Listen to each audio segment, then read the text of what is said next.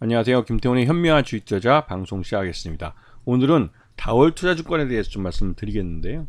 이 다월 투자증권이 지난번 SG증권 사태 때 주가가 한 42% 정도 폭락을 했습니다.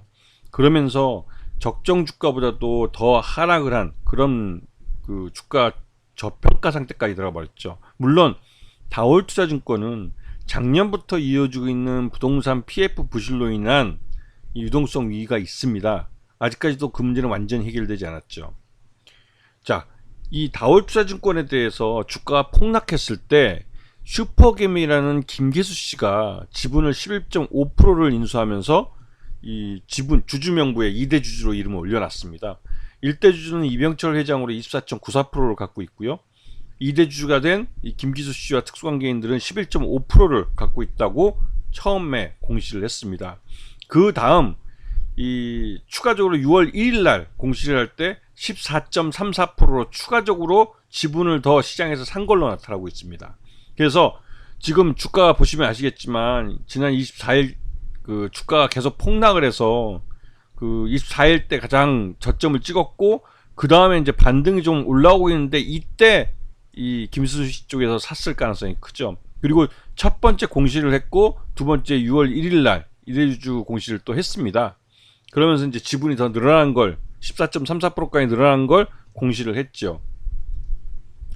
지금 현재 이병철 회장 쪽은 다월투자증권하고 원래 이제 다월투자증권이 원래 그 핵심 그 시작이죠. 원료가 되었던 다월 인베스트먼트 같은 경우는 그 회사를 매각을 했죠. 이게 이제 유동성 부족 때문에 유동성 위기를 이기기 위해서 현금 마련 차원에서 이제 그 알짜배기 회사를 그 창투사를 매각을 한 겁니다. 그리고 또 태국법인은 금융회사를 하기 외국인들이 금융회사를 하기 굉장히 어렵습니다. 여러 가지 규제가 걸려 있기 때문에 그런데요. 근데 그 규제법이 만들어지기 전에 진출을 해서 태국 법인을 갖고 있는 거기 때문에 이게 이제 굉장히 그 태국에서 이런 금융 사업을 하고 싶어하는 우리 한국이나 한국 기업들은 탐이 날 만한 그런 법인입니다. 그래서 이 태국 법인을 지금 매각하려고 그러는데 가격이 잘 맞지 않죠. 최소한 한 2천억 정도 이상을 받고 싶어 하는데 지금 상황에서는 2천억을 다 주고 살 만한 그 금융회사들이 잘 없는 것 같습니다. 그래서 아직까지 태국 법인에 대해서는 협의가 진행 중이라고 계속 공시가 나오고 있는 상태입니다. 자, 지금 1분기 실적을 보시게 되면 그 영업 수익은 그런대로 선방을 했지만 이 영업 비용이 많이 늘어나는 바람에 결국은 영업 손실이 발생했습니다. 그만큼 이 다월 투자증권이 상태가 안 좋은 그런 때라는 거죠. 그리고 최대주주 지분은 여전히 25.37%를 나타내고 있고요. 지금 이러한 상태에서 지금 슈퍼개미 김기수 씨가 나타나서 다월 투자증권에 대한 경영권 인수 제안을 해놓은 상태고 여기에 대해서 지금 지금 현재 최대주주 쪽에서 이사회를 열어서 이 인수 제안에 대해서 내부적 협의를 했다고 합니다. 근데 이 적대적 M&A로 가기 위한 명분 쌓기라고 얘기를 하고 있지만 이미 슈퍼개미 김기수 씨도 좀 많은 돈을 투자를 해왔고 근데 처음 공시를 할 때 경영 참여 목적이 아니라 일반 투자라고 했기 때문에 언제든지 주식을 시장에서 팔 수 있습니다. 이 말뜻은 실질적으로 그 적대적 M&A로 가게 될 경우에는 이제 5% 룰에 걸려서 매각을 할 때 시장에 먼저 공시를 하고 매각을 해야 되기 때문에 굉장히 불리하죠. 주가가 이미 충분히 올랐다면 모르겠지만 지금 같은 상태에서는 이 손익을 따지기 굉장히 어려운 그런 상황입니다.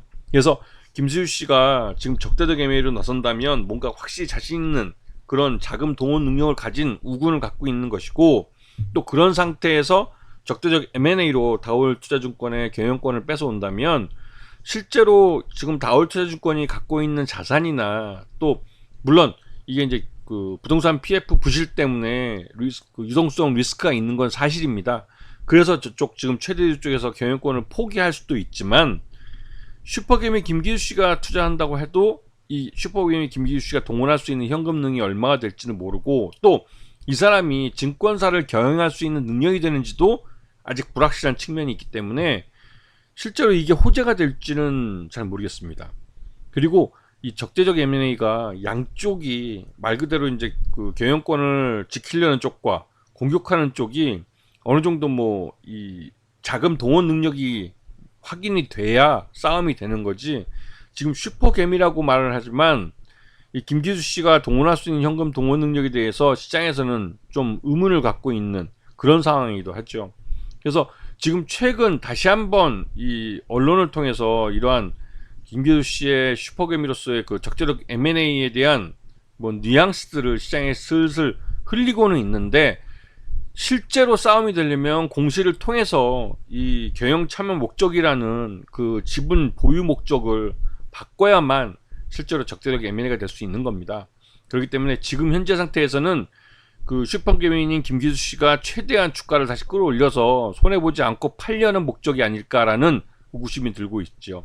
그래서 이런 적대적 M&A는 공격자와 방어자, 그리고 공격자와 방어자 모두의 그 현금 동원 능력, 이런 것들을 봐야 되고, 그런 걸 통해서 객관적으로 평가를 하셔야 돼요.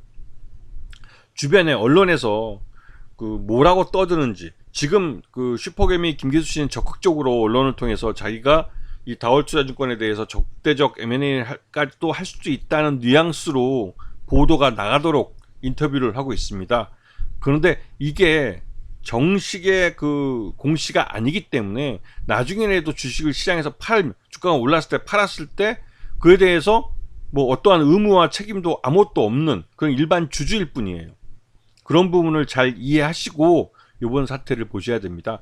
다올투자증권은 아직까지 부동산 PF의 그 유동성 리스크가 아직 끝나지 않은 상태라는 걸 인식하고 계셔야 되죠. 자, 오늘 방송 여기서 마치겠습니다. 감사합니다.